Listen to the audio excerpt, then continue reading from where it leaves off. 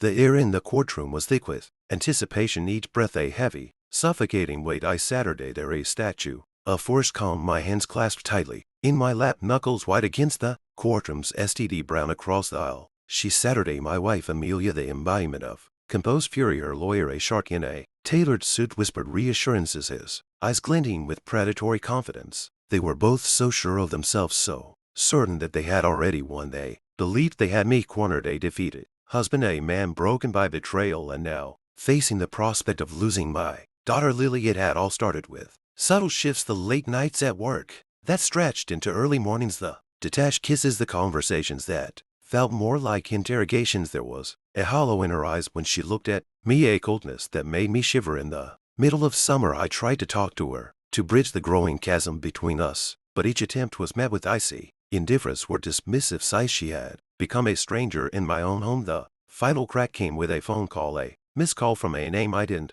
recognize. Marcus. A quick search revealed him a handsome, smirking lawyer, probably about her age, the kind of guy she'd always scoffed at for being too polished, too perfect. That's when the suspicion solidified into a cold, hard truth. Amelia was having an affair. It wasn't just a fleeting infatuation, it was a carefully cultivated betrayal, a calculated dismantling of our marriage. Instead of confronting her immediately, I did something she wouldn't expect. I bought a small, inconspicuous camera, one that looked like a standard USB wall charger. I placed it in the living room disguised among the other electronics. It was a risk, a leap into the unknown, but it was the only way I could uncover the full extent of her duplicity. For weeks I replayed the videos in the lonely darkness of my study, seeing a fresh wound. It wasn't just the physical acts, the stolen kisses, the whispered words of affection with another man on our living room couch, but it was the casual cruelty she displayed, the utter disregard she had for a marriage for me,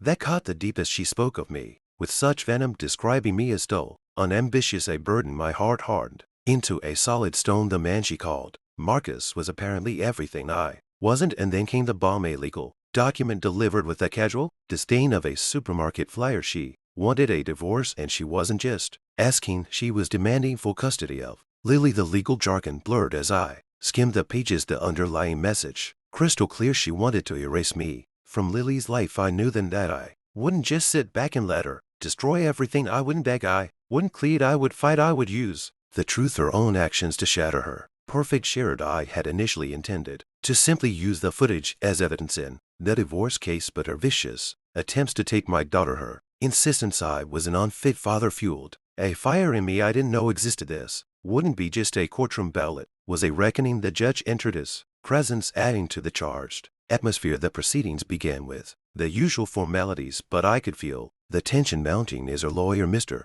Sterling, confidently laid out Amelia's case. It painted me as a workaholic, emotionally unavailable, someone who put his career before his family. He carefully avoided mentioning her infidelities, presenting her as a victim of my supposed neglect. Amelia Saturday there, her face a mask of mournful piety, occasionally dabbing at her eyes with a handkerchief. The performance was almost flawless. When it was my turn, I stood, my voice firm though my heart hammered against my ribs. I calmly presented my side, detailing the timeline of events, the sudden change in Amelia, her coldness. I spoke of how I had tried to fix things, how I had poured my heart out only to be met with dismissal. The judge listened intently, his expression unreadable. Mr. Sterling, sensing an opening, launched a scathing attack, accusing me of character assassination, of trying to deflect from my own shortcomings. He scoffed, Your Honor, it has no real evidence, only vague accusations and a desire to avoid responsibility. Amelia's eyes narrowed, a triumphant smirk playing at the corners of her pips. They thought they had me. This is where I have them, Your Honor. I set my voice echoing in the suddenly silent courtroom. I do have evidence, concrete evidence.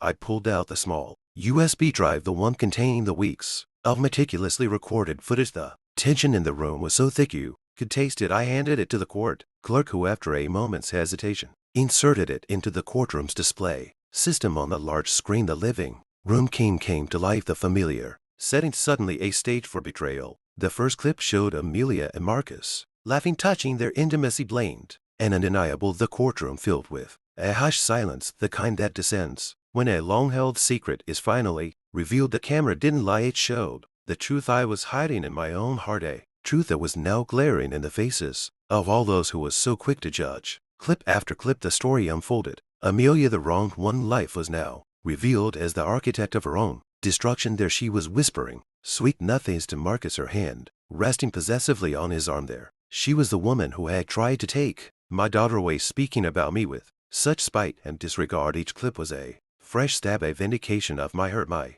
pain, the terrible betrayal I had endured. A low gasp escaped someone in the gallery. Amelia's face, previously so composed, crumbled. The color drained from her cheeks, replaced by a sickly pallor. Mr. Sterling stared at the screen, his jaw slack, his carefully constructed arguments reduced. The room was heavy with the weight of what we were all watching. The woman who had tried to destroy me was now collapsing under the weight of her own lies. The next clip showed the conversation she had with Marcus about the divorce, how they had discussed their plan to secure full custody of Lily. The casual cruelty with which she talked about me was shocking, even to me. She spoke about our daughter as if she were a possession, a pawn to be used to get what she wanted. The courtroom guessed in unison. The room was video. Before I decided I had what I needed, the footage was of her in our living room having a particularly angry phone call with her sister. In the video, she said, I have no idea why I married him. He's just so boring. I've never been happy with him. He's an anchor weighing